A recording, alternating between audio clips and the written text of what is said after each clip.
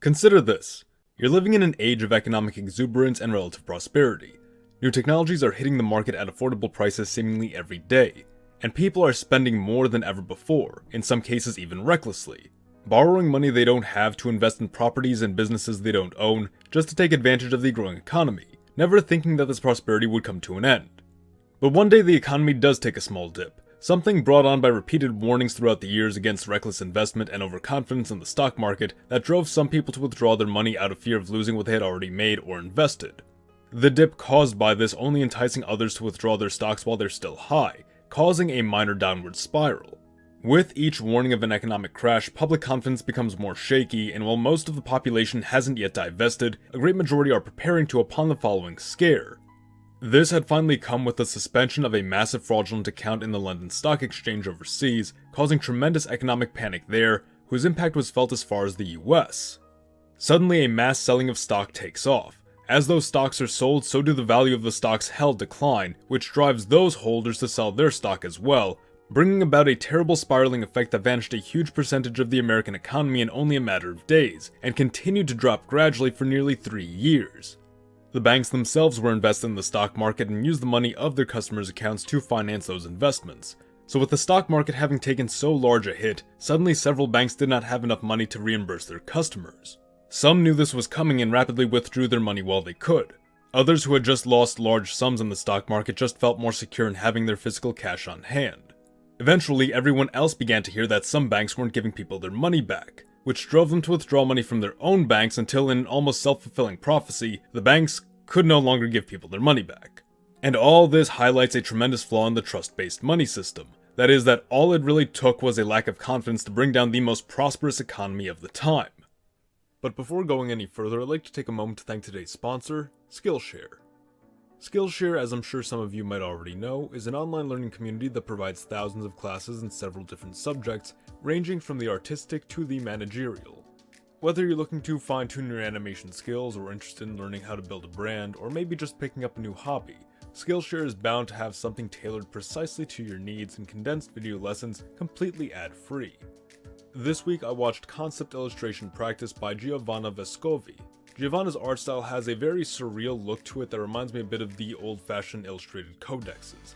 You know, the kind that would have interpretations of what certain animals looked like, but they always looked different enough that they had this almost fantasy-like appearance. And it was just a pleasure watching how this picture came together. I definitely recommend it just for the beauty of the art itself, but you might also feel motivated to make your own.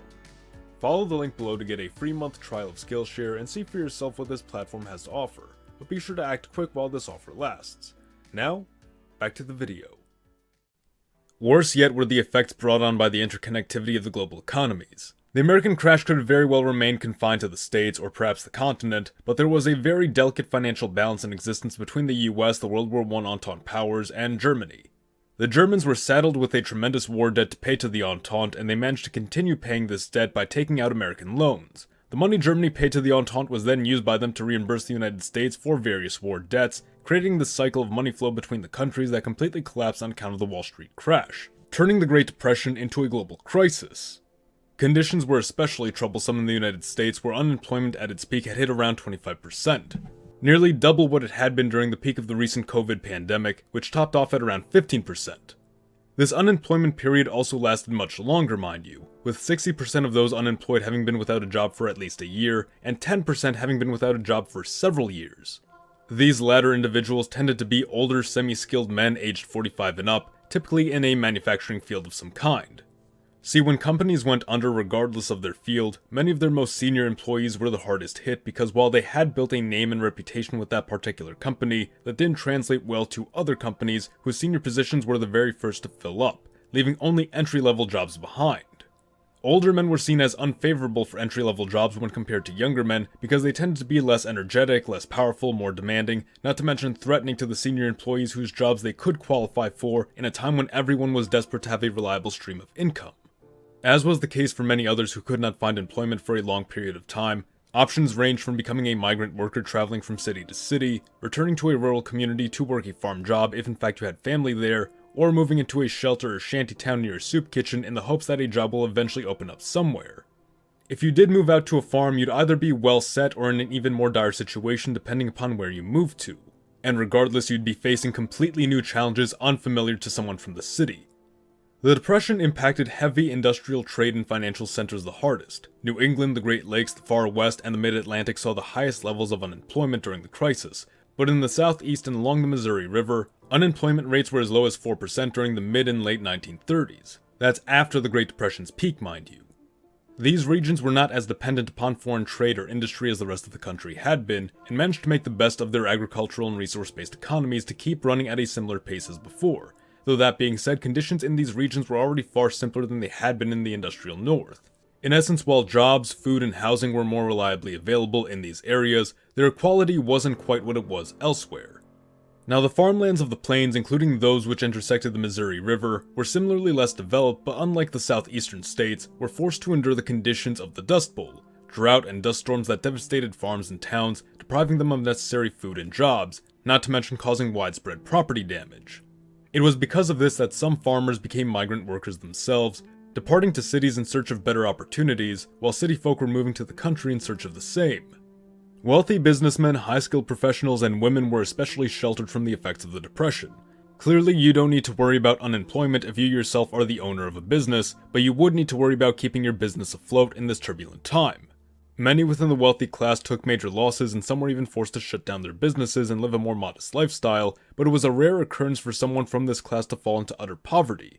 Likewise, high-skilled professionals whose jobs could not be so easily replaced, namely doctors, engineers, lawyers, and the like, were generally secure in their employment throughout the Depression. Most often, poor practice and bad reputation were what cost these individuals their jobs, and they would simply start fresh in a new town or city if they had the financial means to do so.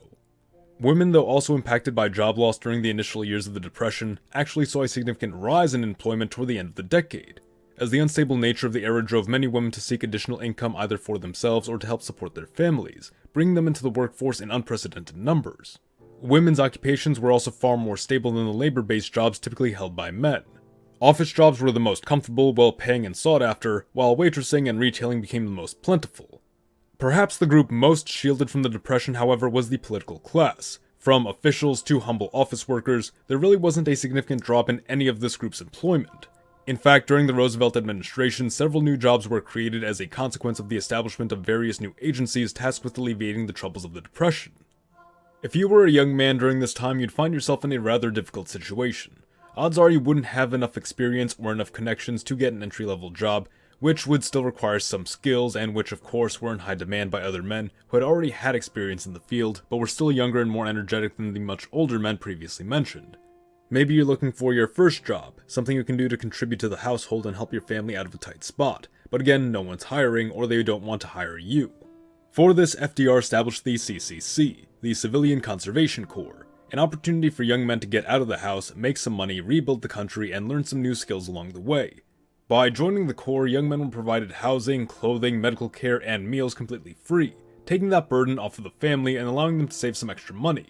While at the Civilian Conservation Corps, you would be tasked with building, maintaining, and expanding the country's national parks and infrastructure for 40 hours per week over the course of 6 months for a maximum of 2 years if you wish to remain.